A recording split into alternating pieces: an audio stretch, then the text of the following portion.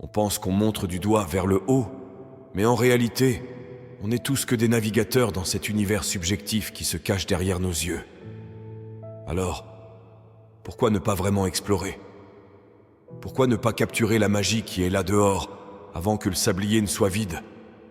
C'est parfois difficile, ça fait mal. Ça demande tout ce qu'on a et il faut du courage.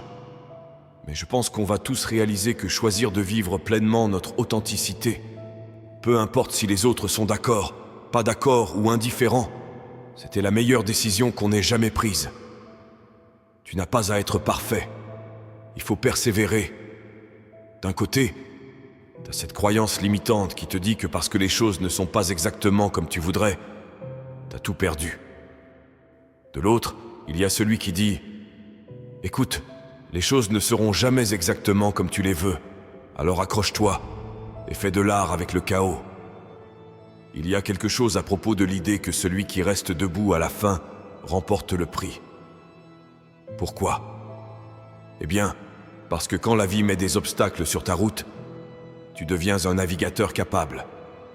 Quand la vie se complique, elle apprend à décomposer les choses complexes. Il a appris à décomposer les choses en trucs gérables. Quand la vie lui a montré que son boulot ne suffisait pas, il a compris qu'il ne fallait pas le prendre personnellement, mais plutôt évoluer. Pendant ce temps, les autres rentraient chez eux déçus de ne pas atteindre un certain standard de perfection. Écoute, tu n'as pas besoin d'être parfait, mais tu dois être en mouvement. Il faut avancer.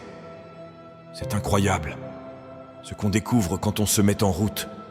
C'est fou, ce qu'on pense quand on est confronté à de nouvelles choses, comme si les portes du château s'étaient ouvertes pour laisser entrer plein de petites idées. La vie, c'est plein de nouvelles histoires à raconter et de possibilités à explorer, même quand ça ne brille pas de mille feux. Alors, celui qui se moque de l'idée de la perfection et qui trébuche sur le sens des choses, c'est lui qui s'en sort.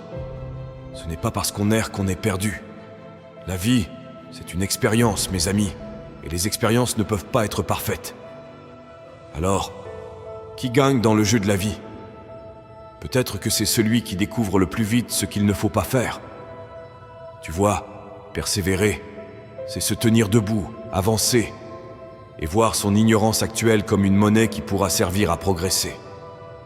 On dit souvent que la vie, c'est parfois juste s'accrocher quand d'autres lâchent prise.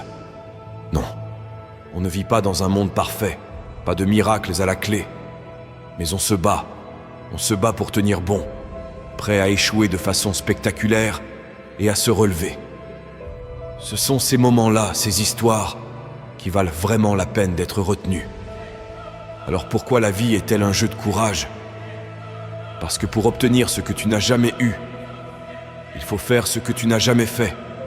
Et faire ce qu'on n'a jamais fait, eh bien, ce n'est pas toujours beau. Pas tant qu'on ne pourra pas regarder en arrière.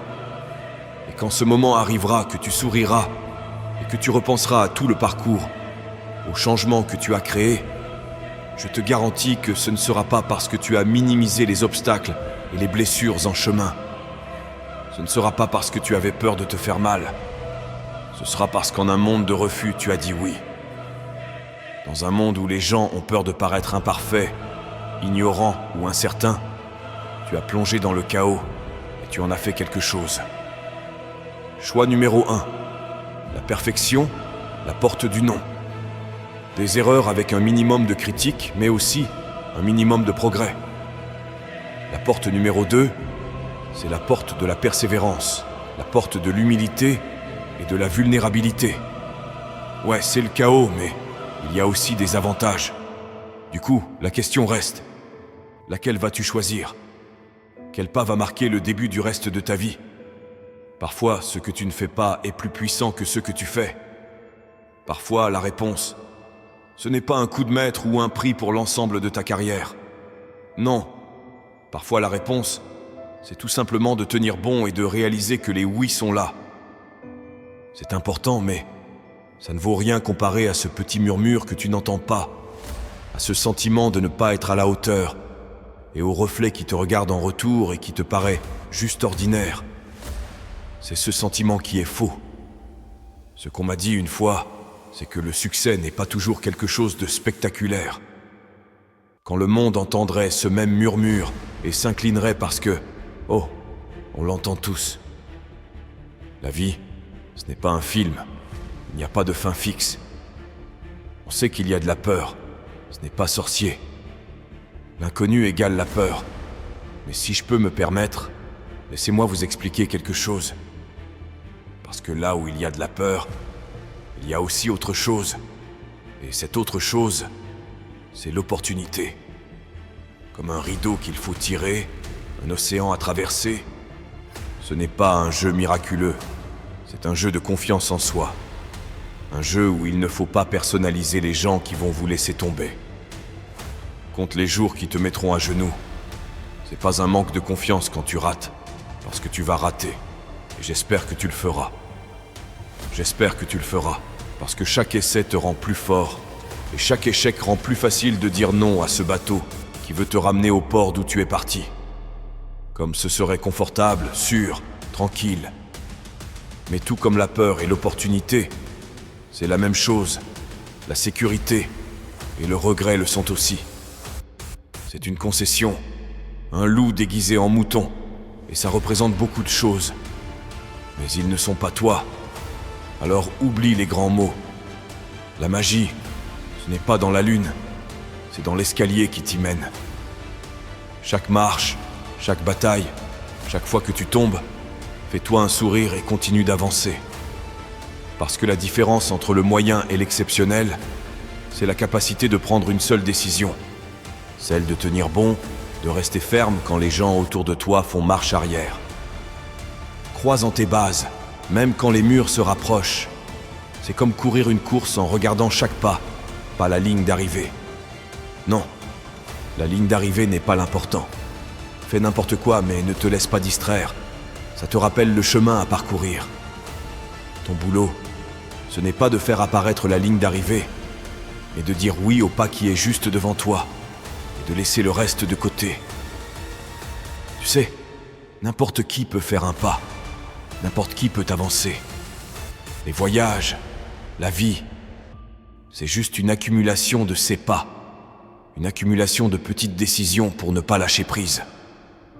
Alors, quand tes bras tremblent et que la voix dans ta tête crie, souviens-toi qu'on finit par se rendre compte que les petites choses, c'est juste des minutes qui ne sont que des secondes, des montagnes qui ne sont que des cailloux. Et le succès, c'est juste tenir bon quand les autres lâchent prise. Quand on est acculé, on est forcé de se surpasser. Quand le temps presse, on doit dénicher les réponses qui se cachent autour de nous. C'est dans l'obscurité qu'on trouve la lumière, et même perdu, on se découvre. Le paradoxe de la vie, c'est que de notre douleur naît notre but, notre évolution et notre grandeur. Venant de quitter mon job, je me retrouve un peu perdu, accroché à une chaîne YouTube. Et là, je me demande pourquoi ça compte tant pour moi. Eh bien, à l'époque, je ne savais rien. Je ne comprenais rien. Que ce soit en matière de parole, de médias, d'audio ou de vidéo. Je n'y connaissais rien en création d'entreprise. Et surtout, je savais très peu sur la vie. Et sur ce qu'il faut vraiment pour avancer dans un monde où tout bouge tout le temps. Mais j'ai réussi. Ça m'a pris du temps. Mais je l'ai fait. Je ne suis pas différent de toi. La seule différence entre moi et certains d'entre vous, c'est que j'ai fait le premier pas. Encore et encore.